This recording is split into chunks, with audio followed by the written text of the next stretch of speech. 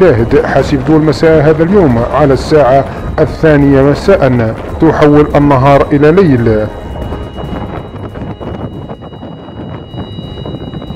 أخي ادعم القناة بالإعجاب تقديرا منك بمجهوداتنا ولكي يصلك كل ما هو جديد.